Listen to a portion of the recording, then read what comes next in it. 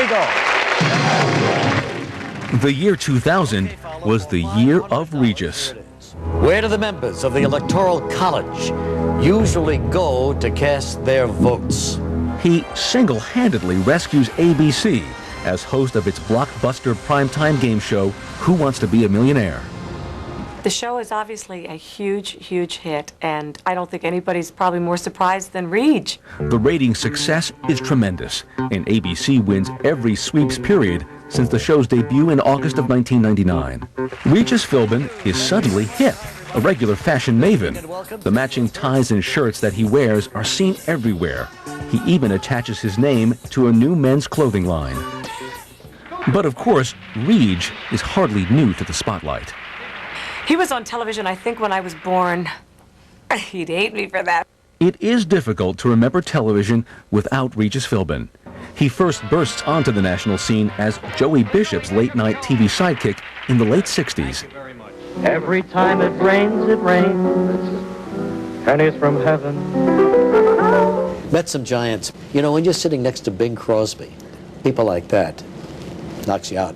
And after several failed talk shows, he eventually becomes host of WABC TV's The Morning Show in 1983. And when a young woman named Kathy Lee joins the program in 1985, the ratings skyrocket.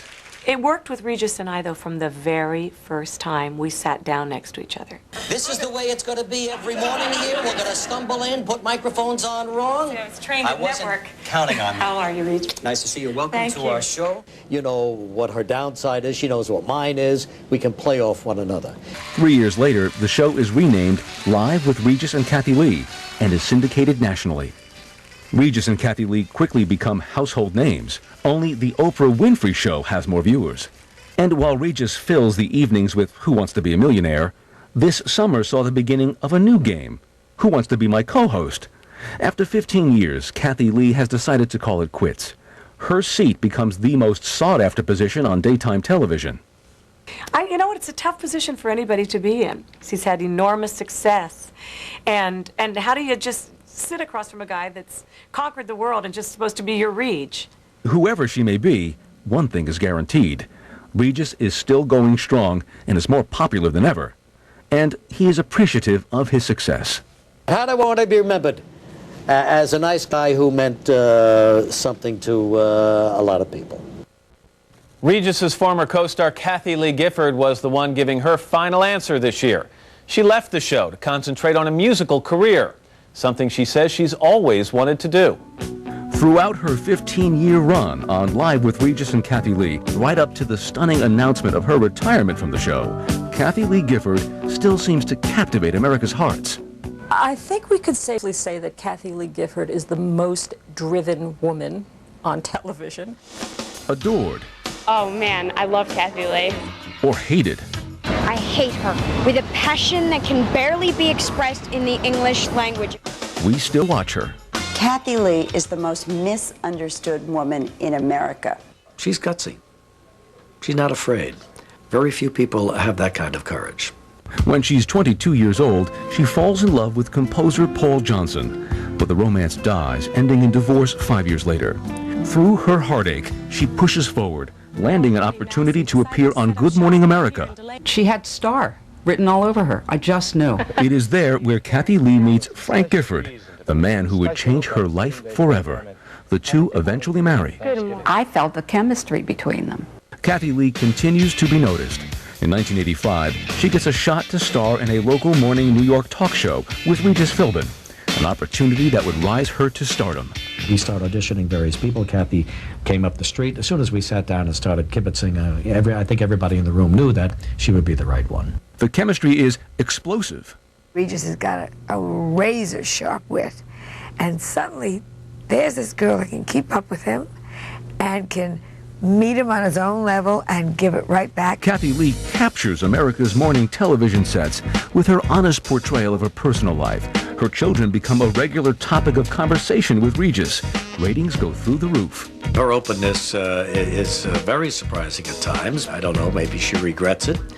Other times she's proud of it. Kathy Lee is unstoppable. Her face graces the pages of countless magazine covers and commercials. Until 1996, when controversy hits. Her clothing line is manufactured in sweatshops.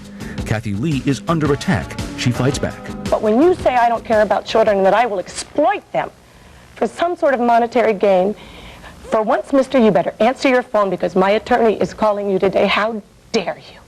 Scandal also hits her on the home front. In 1997, her husband Frank Gifford is caught on tape having an affair.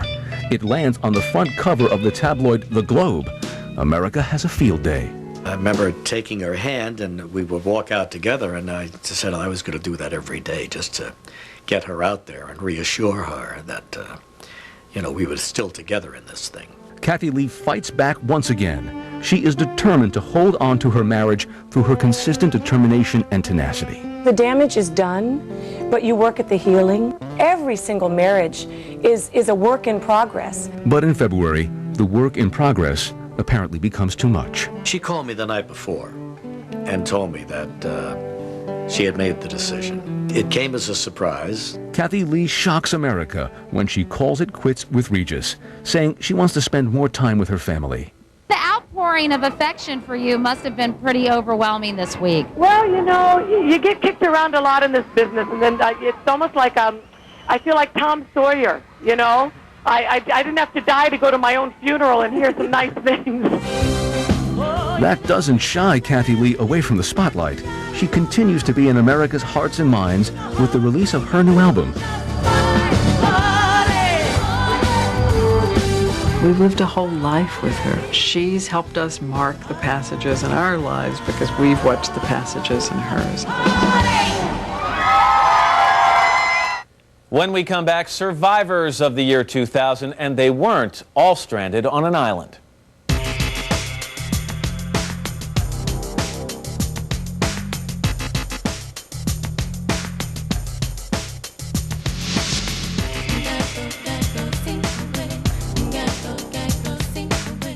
Next, those class members most likely to succeed.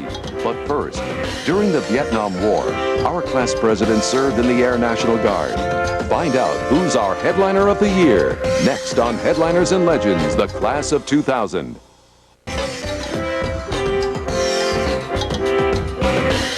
When it comes right down to it, it's not hard to pick a member of the class of 2000 as most likely to succeed. This headliner has already turned professional golf on its ear, and he's only 24. He's like a rock star. I mean, everywhere he goes, everybody knows who he is. Inside of him, there's a work ethic that most people don't have. And when he commits to do something, he works until it gets done. Tiger Woods was just 20 years old when he became a headliner. Now at 24, he's already a living legend. We never imagined that we'll see a person of color winning the Masters in our lifetime.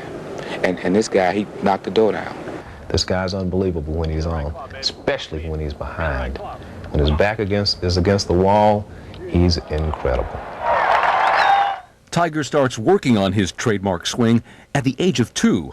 Barely able to walk, he watches with fascination anytime his father, Earl Woods, swings a golf club. And according to his father, Tiger got out of the high chair, picked up his plastic golf club and started to imitate his father. And that's how he learned how to swing for the first time. He helps 2-year-old Tiger swing his way onto national television on the Mike Douglas Show. That's perfect! What begins with a perfect swing of a golf club at the age of 2 turns into pure perfection by the time Tiger turns professional at 20 in 1996. And he's been thrilling us ever since, rewriting golf history almost every time he hits a ball. Tiger seems to have the mentality that when he gets 3 shots ahead, he wants to get 6 shots ahead. He wants to get 10 shots ahead. He wants to get 12 shots ahead. I never really did that, and that's something that is pretty rare. I think that not many guys can do that. Winning 28 PGA tournaments in 4 years and becoming one of the world's top golfers is also pretty rare, but not for Tiger. It begins with his win at the Masters tournament in 1997, with the lowest score ever recorded in the event. It was very historic because he won at Augusta National, which had been lily white for so many years. It had taken until 1975 for Lee Elder to become the first African-American to participate there. It was a very emotional day at Augusta to have a minority win there. I wept because I had been part of history in the past, and to be there, to be part of history at the present was certainly something that